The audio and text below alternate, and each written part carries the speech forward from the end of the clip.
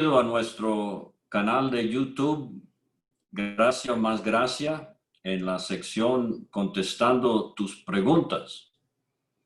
Y nos ha llegado una pregunta que dice, ¿cuál es la diferencia entre serafines y querubines?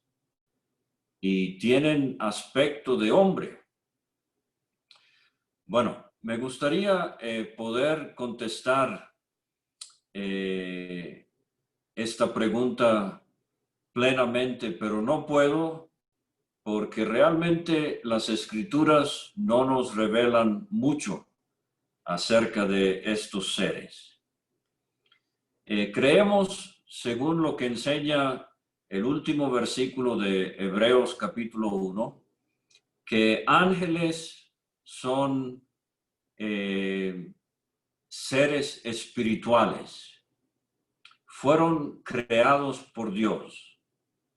Algunos pecaron contra Dios, otros, Pablo los llama en sus cartas ángeles escogidos. O sea, sirven a Dios y Dios les ha fijado santidad en su servicio. Pero entonces lo que notamos es que parece que hay una serie de rangos entre estos ángeles. Tenemos, por ejemplo, ángeles en general. Tenemos en Apocalipsis 4 seres vivientes allá en el cielo. Tenemos también arcángeles como Miguel. Él es un arcángel mencionado 5 veces en la Biblia. Parece que es de tipo militar, combativo. No es el Señor Jesucristo. Él fue creado por el Señor Jesucristo. Tenemos también entonces, por ejemplo, vigilantes o santos en Daniel capítulo 4.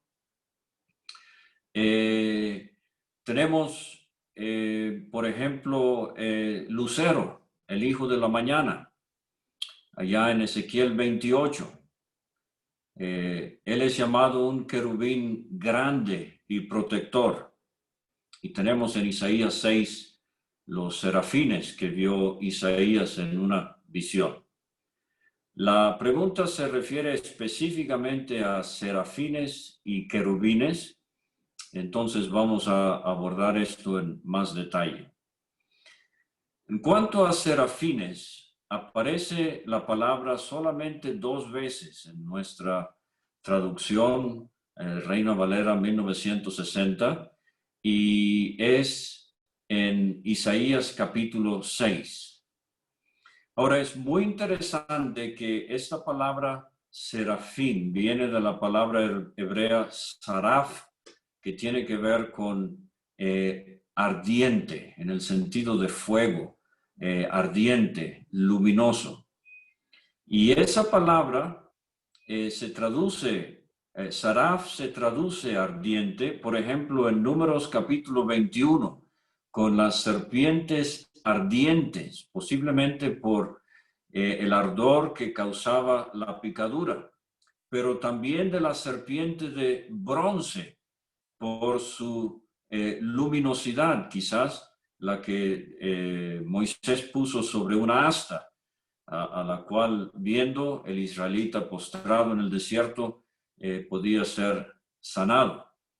Entonces, bien se ha sugerido que al llamarse serafines es porque estos seres tienen un celo muy ardiente en su servicio para el Señor. Y fíjese cómo ellos vuelan sobre el Señor, sobre el trono.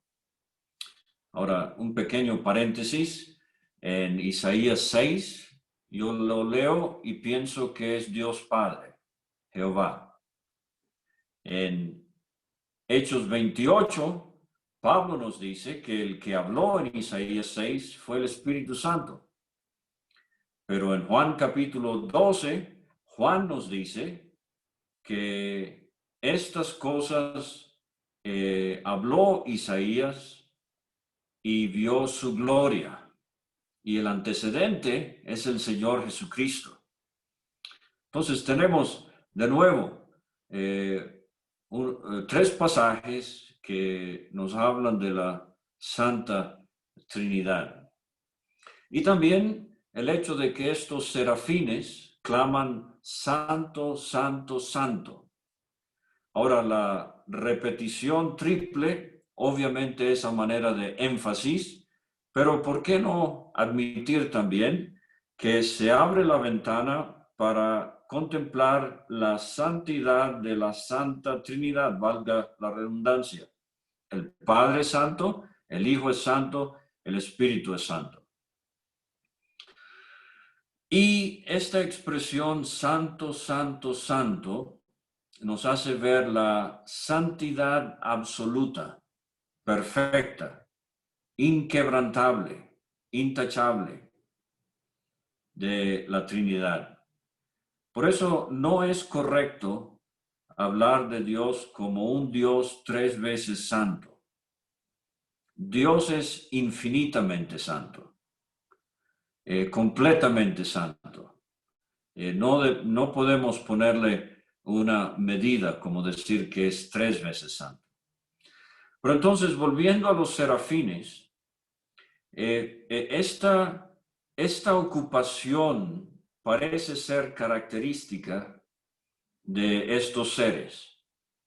Santos, santos, santos. Son seres espirituales, incorpóreos, que en la presencia de Dios proclaman constantemente la santidad de su Creador. Ahora, tienen alas, 6 alas, 4 para cubrir, 2 para volar. En el siglo XXI nosotros hubiésemos dicho, no, 6 alas para volar lo más rápido posible. Pero fíjese cómo a Dios le interesa mucho este asunto de cubrir, sea en cuanto al tabernáculo, o sea en cuanto a la cabeza de la mujer en 1 Corintios 11, o sea aquí con estos seres celestiales, cubren su rostro y sus pies con 4 alas y 2 alas para volar. Ahora entonces, dije hace un momento que son seres espirituales incorpóreos, pero se habla de ellos con alas, como de pájaros.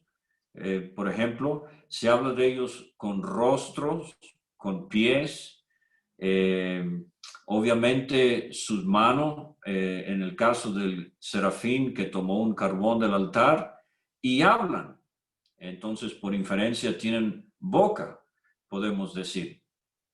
Ahora, un término importante tanto en las descripciones de Dios en la Biblia como de estos seres espirituales es lo que se llama el antropomorfismo. Antropo de hombre, morfismo de forma, morfe, forma de hombre. Entonces, no es que sean humanos en el sentido estricto de la palabra, pero a veces Dios atribuye a su propio ser y a las descripciones de estos seres características de humanos o de animales, por ejemplo, para nuestro entendimiento, para que nosotros podamos tratar de asimilar, por ejemplo, lo sublime que es Dios y lo majestuoso que es su creación. Entonces, no son hombres, son seres espirituales incorpóreos a los cuales a veces se les da característica humana. Ahora, a diferencia de los serafines, los querubines, en vez de nada más 2 menciones en nuestra traducción, querubines aparecen unas 66 veces. La primera, y usted sabe que una de las reglas de interpretación de la Biblia, una muy importante es la ley de la primera mención. Y esto viene muy al caso con lo de los querubines. La primera mención de querubines está en Génesis capítulo 3, después de la caída del hombre y después de su expulsión del huerto de Edén. Dios puso querubines a la entrada del huerto y una espada encendida que se revolvía por todos lados para guardar el camino al árbol de la vida. Entonces, en su primera mención, querubines aparecen como custodios, como guardianes, como protectores de la presencia de Dios. Me voy a saltar por un momento entonces a Ezequiel 28, cuando habla de lucero, querubín grande protector. Parece ser que entonces dentro de ese rango angelical de querubines, lucero era como el jefe, el querubín grande protector, con querubines subalternos en su servicio para Dios. La gran mayoría de referencias en cuanto a querubines en la Biblia, solamente una vez en el Nuevo Testamento, Hebreos 9, que tiene que ver con el tabernáculo, la plancha que cubría el arca del pacto, que se llamaba el propiciatorio, hecha de oro puro, y de una misma pieza, 2 querubines. Igualmente, en el templo del milenio, Ezequiel nos habla de querubines representados allí, en el templo de Salomón también, en el tabernáculo. Habían querubines bordados en el velo que separaba el lugar santo del lugar santísimo. Quizás ya está pensando conmigo en el huerto del Edén, querubines a la entrada del lugar santísimo, custodiando, protegiendo, guardando como si fuera.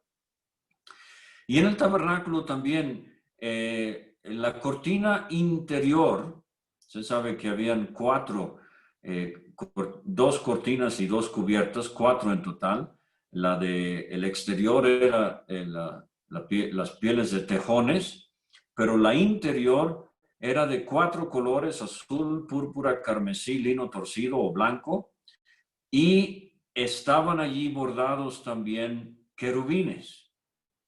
Entonces, cuando el sacerdote entraba al lugar santísimo, él veía los querubines en el velo, y si miraba arriba, él veía querubines también en la cortina que formaba el tabernáculo en sí. Entonces, serafines se relacionan mucho con la proclamación de la santidad de Dios.